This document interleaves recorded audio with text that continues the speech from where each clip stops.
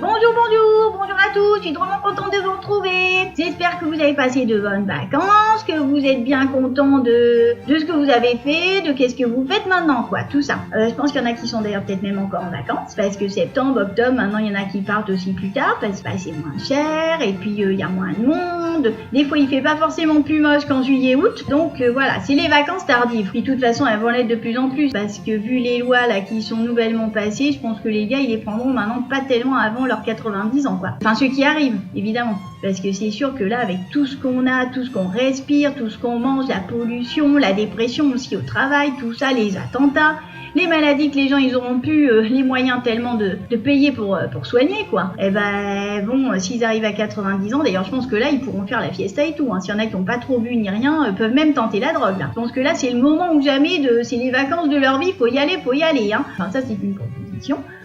Chacun il va de comme ça lui dit, de comme qu'il peut, hein, de toute manière, voilà. Sinon aussi, avec tout ce qui se passe, on dit toujours pour vivre au jour le jour. Et ben j'ai donc envie de vous parler du mois de septembre. C'est aussi la rentrée, l'automne, l'équinoxe. Il y a même autre chose qui se passe dans les dates que les manifs, même si bien sûr il y a les manifs, hein, bien évidemment. Et puis c'est le début peut-être du froid et des rhumes. Prévention les amis. Alors déjà je vais vous parler de la rentrée. Et alors pourquoi est-ce que la rentrée est en septembre ? Eh ben vous demandez ça, hein, parce qu'avant il y a eu une coupure estivale. Et qui c'est qui l'a décidé ? Le pape Grégoire IX, au XIIIe siècle. C'est quand même pas tout nouveau, hein. Il a fait ça en plus, regardez-moi sa tête. Il ressemble un petit peu à Rocky. Ça c'est drôlement curieux, mais ça n'a aucun rapport avec notre propos, hein. Mais quand même, il faut le signaler. Bon, alors reprenons. Ce pape Grégoire IX, quoi. Eh ben il s'est dit, mais personne ne vient à l'école pendant l'été, ma parole. Qu'est-ce que c'est que ça, hein? Parce que l'enseignement il était fait par les catholiques. Donc il n'y avait plus personne, ils se demandaient bien hein, quoi faire. Et ben pourquoi ils étaient partis? Les élèves, pourquoi? Et ben parce qu'on avait besoin au champ, parce qu'avant l'économie elle dépendait pas mal de l'agriculture, donc ils suivaient plutôt le rythme agricole. C'est sûr que les températures et tout s'y prêtent bien aussi, hein. Ça faut quand même pas dire que c'est le petit cheval d'à côté. Alors je vous explique, ils devaient aider donc leurs parents au champ pour les moissons, pour les vendanges, et tout ça, ça se passe quoi grosso modo de juillet à septembre, par ici quoi. Et donc les grandes vacances, elles se sont installées avant d'être institutionnalisées au 19e siècle seulement, quand l'école est devenue obligatoire. Mais avant, ça datait quand même du XIIIe siècle. Donc les vacances de l'enseignement secondaire débutaient le 15 août et s'achevaient le 1er octobre. Pendant cette période, voilà, donc les parents ils avaient besoin des enfants pour le champ, les vendanges, les moissons du blé, les récoltes du maïs. Et c'est sous la Troisième République que les grandes vacances, là, elles commencent à être uniformisées dans le pays. Par un arrêté de 1891 qui les fait commencer le 1er août, figurez-vous. Et oui, puis après, elles ont été avancées 15 jours plus tôt, en 1912. Mais il faudra attendre 1939 pour que l'école élémentaire calque son rythme en fait sur l'enseignement secondaire. Un tout petit poil avant, 1936, naissance des congés payés les amis. Après la Seconde Guerre mondiale, donc là la France elle se reconstruit, l'économie se relance, c'est la période des 30 glorieuses, hein, connue sous ce terme-ci. Et alors là, les avancées sociales du Front populaire permettent les 40 heures par semaine et les congés payés à partir de donc 1936. Et la bord de mer rivière, on y va en villégiature. Et ça c'est vachement bien. 1959, voilà, les vacances, on commence à programmer tout ça vers début juillet. On ravance. Et donc bien entendu, à peu près une vingtaine d'années plus tard, c'est plus le rythme agricole qui rythme tout ça. Donc on ravance encore un petit peu, tant qu'à faire à profiter des vacances qui fassent beau, hein, surtout si on veut aller se baigner dans la rivière. Moi je vous dis en plus les rivières c'est assez froid. Et là après qui c'est qui va rythmer tout ça? Ça sera plutôt le tourisme. C'est plus agriculture. Et donc c'est pour ça que du coup ça s'avance à ce niveau-ci. Alors il y avait quand même des exceptions, encore jusqu'en 1981, figurez-vous, oui. Des exceptions légales, hein, totalement, pour les enfants de paysans, bien entendu. Les parents devaient demander, pour les enfants, pour les vendanges, d'autoriser l'absence du 15 au 30 septembre. Mais ça, donc, ça a été supprimé en 1981. Et puis là, après, c'est l'industrie, les ouvriers qui remplacent totalement le monde agricole. Et là, le gouvernement, il s'est dit, je vois pas pourquoi on les laissera en vacances jusqu'en septembre, les gars, hein. Donc, ils disent, hop, on va ralentir tout ça. Et puis, début septembre, ça sera le traditionnel mois de la rentrée. Et voilà, c'est comme ça que ça s'est fait. Sinon, bien entendu, vous l'aurez compris, c'est aussi le mois de l'automne. C'est le 22 septembre. Et qu'est-ce que c'est l'automne? Je vais vous dire. Comme tout le monde le sait, c'est une des 4 saisons de l'année dans les zones tempérées. Mais il existe plusieurs définitions. Il y a la définition astronomique, donc ça c'est de part et d'autre de l'équinoxe d'automne. Météorologique, c'est la demi-saison qui se trouve entre les saisons chaudes et froides. Et une définition calendaire, donc les dates varient selon les pays. Eh bah oui, c'est pas l'automne partout en même temps. Donc dans l'hémisphère nord, l'automne se situe entre le 3e et dernier trimestre de l'année. Et dans l'hémisphère sud, c'est entre le 1er et 2e trimestre de l'année. Alors bon, l'automne c'est aussi les températures qui baissent. Le temps aussi, il est plus nuageux, pluvieux, venteux, parfois neigeux. Même si à l'occasion, on a dit, pour ceux qui partent encore en vacances, il peut quand même faire beau. Soyons pas trop tristes. C'est ce qu'on appelle en Amérique du Nord l'été indien. Et figurez-vous qu'on appelle ça aussi de son petit nom en Europe, l'été de la Saint-Martin, qui est fêté le 11 novembre. Quand même. Au niveau de la végétation, en automne, que se passe-t-il?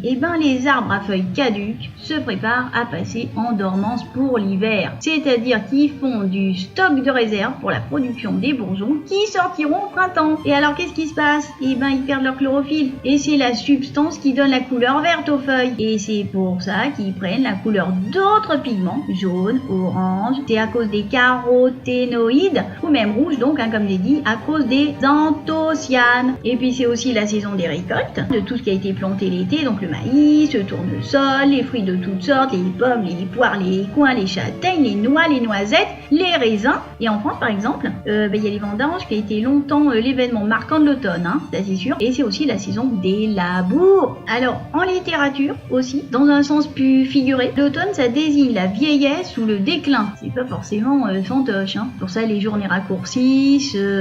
Bon. Et puis en plus automne, c'est un prénom féminin. Moi j'en connais pas. S'il y en a qui en connaissent, c'est aussi je veux bien qu'ils me contactent parce que j'ai jamais connu une automne au tableau. Automne, vous avez bien travaillé. Automne, viens manger ta soupe. Je sais pas, ça fait quand même un peu curieux. Mais bon, chacun sa vie. Et le 22 septembre, donc, c'est l'équinoxe. C'est le passage du soleil à l'équateur qui fait que les jours sont égaux aux nuits. Et ensuite, les journées seront donc de plus en plus courtes. Un petit peu de latin. Équinoxe, ça vient de équinoxium, Equicus égale enox, noctis, nuit. Parce que c'est le jour où le jour est égal à la nuit. C'est pour ça. Et donc, les plus festifs qui auront peut-être envie aussi de refaire vivre des fêtes celtes, ils pourront faire la fête de Mabon, M-A-B-O-N, fête celte, bien sûr, pour l'équinoxe d'automne. Hop, on se retrouve et on fait la petite fiesta avec des chariots, la reine de la moisson qui normalement, elle, est dans le dernier chariot. C'est un petit peu, comme ils disent, action de grâce envers les dieux pour les récoltes. Pour que le temps soit clément, la protection des denrées durant l'hiver et bénédiction des fruits récoltés. Puis après que ça pousse, bien sûr, quand on repart à la prairie du printemps. Donc on y va, on décore avec de l'or, du bleu ciel, et donc on met les feuilles, les baies d'automne, les fruits de la récolte, les glands, les pommes de pin, des fleurs d'automne aussi bien sûr. On peut restaurer les ruches, en fabriquer de nouvelles, on fait la parade, les danses paysannes, le bal des récoltes, et bien sûr on peut préparer des confitures et aller à la fête foraine. Toujours intéressant, on peut y manger aussi pas que des noix et des noisettes. Et puis après dans ce mois de septembre, sans compter toutes les manifs de la rentrée aussi habituelles et des fois bien méritées, le 15 septembre, à noter ça, il y a la sonde Cassini-Huygens qui va se désintégrer dans l'atmosphère de Saturne. Mais quelle est-ce Cassini-Huygens, c'est une mission d'exploration spatiale de la planète Saturne et de ses lunes, bien entendu. Donc ça a été envoyé par la NASA en octobre 1997. Elle s'est trouvée donc en orbite autour de Saturne en 2004. En 2005, l'atterrisseur européen Huygens, parce que c'est Cassini-Huygens, c'est un peu deux blocs quoi. Donc hop, ça se détache, ça va se poser à la surface de la lune Titan, une lune donc de Saturne. Et voilà, et ça donne des infos sur qu'est-ce qui se passe quoi, évidemment. Et donc, figurez-vous, de 2010 à 2017, c'est la solstice mission. Et oui, on en revient toujours dans ces histoires d'équinoxe. Bien entendu, ils sont pas foufous à la NASA non plus. Donc ça, c'est prévu que la sonde spatiale donc s'écrase sur la planète Saturne le 15 septembre 2017. C'est quand même la mission qui est très ambitieuse et très coûteuse parce que c'est le plus gros engin spatial qui a été lancé vers les planètes externes. Donc c'est quand même sacré à faire. Tout ça pour regarder, étudier bien sûr les atmosphères, les lunes et tout, parce que peut-être faudra-t-il se préparer à déménager sur Titan.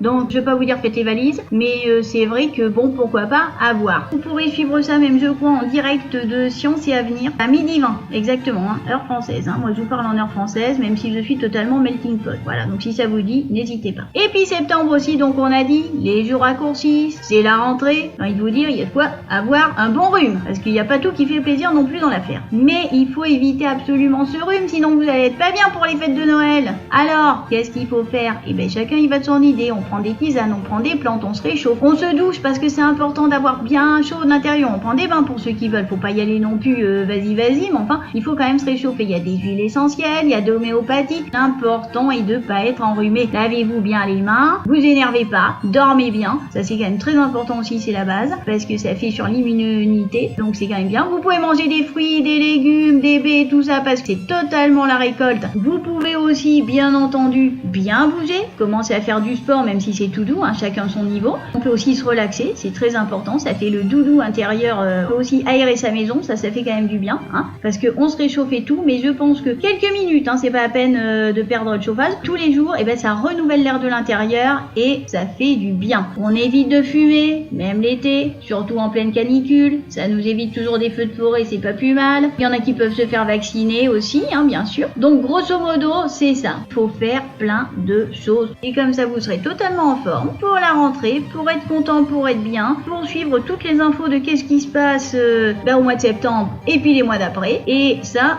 fait quand même plaisir d'être bien parce que je vous rappelle qu'il faut quand même tenir bien en forme jusqu'à vos 90 ans pour passer de très bonnes vacances. À part bien sûr ceux qui y sont encore. Et ben moi je vous dis à très bientôt. Bonnes vacances pour ceux qui y sont, bonne rentrée pour ceux qui y sont. Et puis surtout, bonne vie. Et je vous dis à bientôt pour de nouvelles aventures, de nouvelles infos. On s'informe et ça fait toujours plaisir, c'est de l'échange, c'est du partage et ça fait du bien aussi à l'immunité l'hiver comme l'été. À bientôt, bisous.